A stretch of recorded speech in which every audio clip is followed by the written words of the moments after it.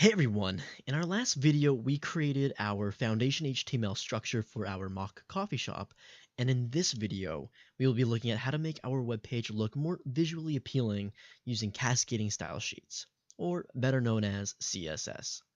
CSS tells the browser how elements are to be displayed by using selectors and declarations. A selector points to the HTML element that you wish to style, and the declarations are property value pairs that are separated by a colon. There are many different types of properties, like width and height, font size, text color, font weight, etc.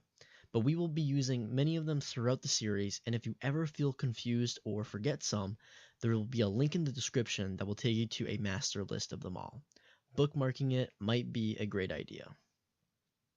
Alright, so let's start applying some styles to our page. Most of what we want to do when we start styling a page is make sure we have our layout first and visuals last. When I begin styling my pages, I like to start from the top of my page or the top of my website to the bottom.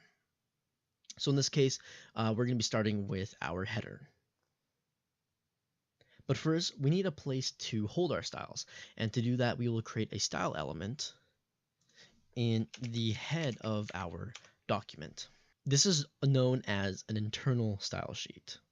Within our style sheet, we will type header followed by a open curly brace, and it should autocomplete it. If not, follow it with a closing curly brace. This is pretty much saying to the browser, hey buddy, any styles inside these braces, I want you to apply to the header element. Our header element should technically be the same width as our browser. So we will use the width property and set the value to 100 VW, where VW stands for view width. And view width would be technically, well, the width of our viewport, which is the window size, essentially. We will also add in a background color. Now, the background color property can take different values, such as reserved name, like blue or red, or you can be more specific by using a hexadecimal value or an RGB value. I prefer using hexadecimal, but you can use whatever your heart desires. For our header background color, let me just type it in here, background color. It's background hyphen color. A lot of these two-syllable names, or not two-syllable, but two-worded names, are typically separated with a hyphen. Background color, we're going to use a coffee color, something like, I have it written out here, hashtag 733F13. And what's great about PHP Storm is that on the left-hand side here, between our line numbers and our code, it shows a little square of the color, and we can actually use the color picker to, if we wanted to change it, or if we wanted to view it in RGB values, or HSB. I don't even know what HSB means. Oh, hue saturation. Gotcha. RGB. Yeah. So just a little nice little bonus there. A little bonus. And we're also going to add in a text color because default text color is black. Black on brown isn't going to look good. So to change text color, it's not actually text hyphen color. It's just color. And we're going to say that's white. Now, I am using a reserved namespace of white. Technically, I could just do hashtag FFF. So if we save this and we go ahead and preview our web page here, we will notice that it's looking better. You'll see our header spans across the screen. Our company value or company text color is white, but one of the problems here is we have spacing around our header. This is default padding that is on the body element. And since we want to be in control of our own spacing methods, we're going to go back to our PHP Storm. Oops. We're going to go back to our PHP Storm, and we're going to set the, I'm going to put body here. We're going to put body above our header because our body element comes before our header element. So we're going to set padding to 0 and margin to 0. And if we save that and go back, and if we refresh, you'll notice our header touches the edges of the pages just the way we want it to.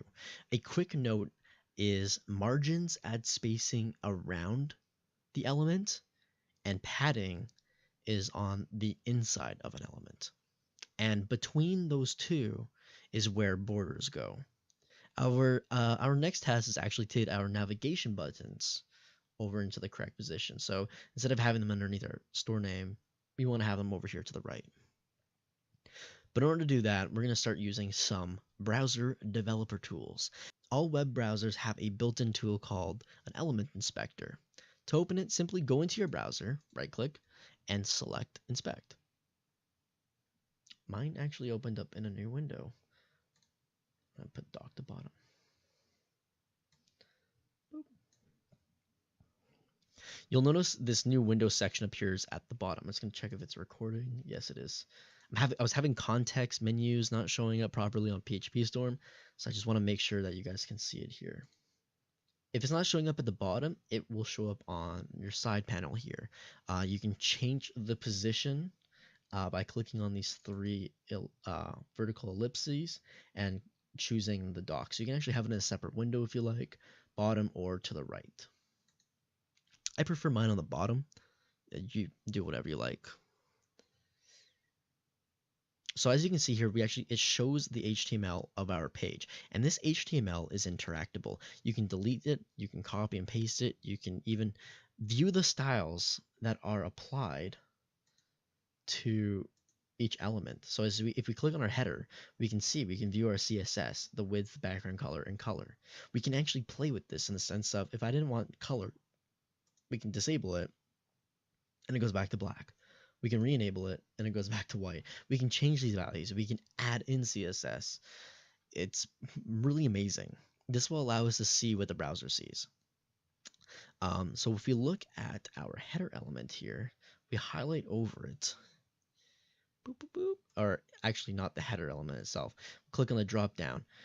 So we can look at our H4 and nav elements, and they appear to be stacked on top of each other. See how it spans all the way across the page? That is because they are block elements.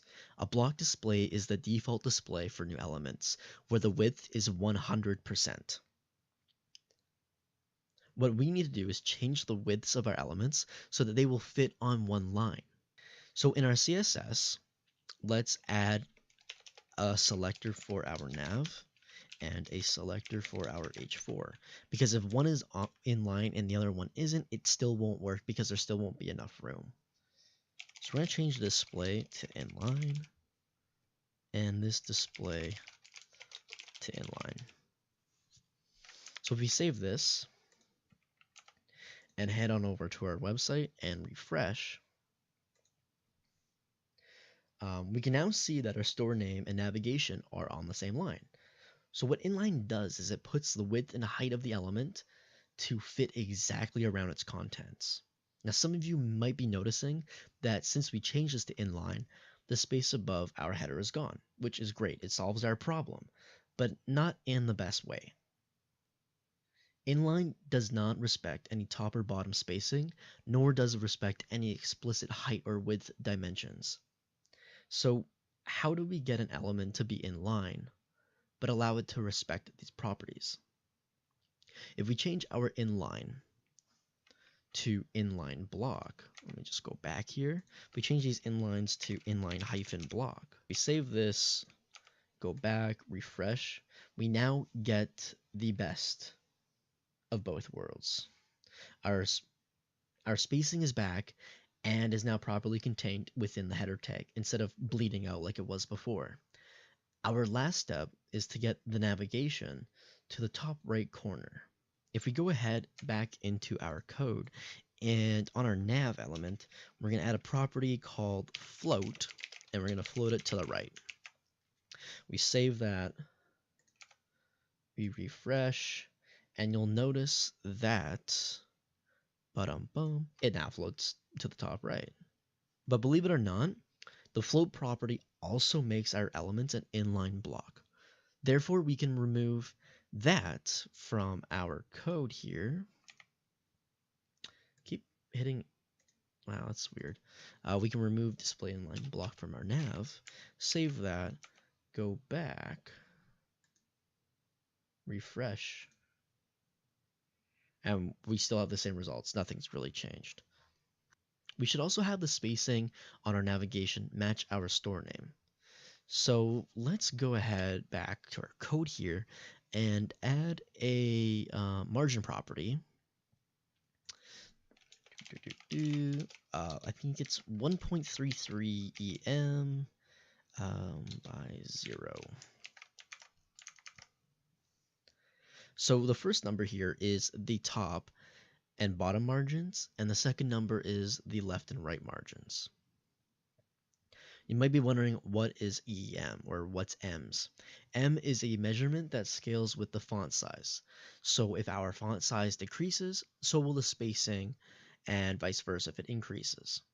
This works well for devices with different screen sizes.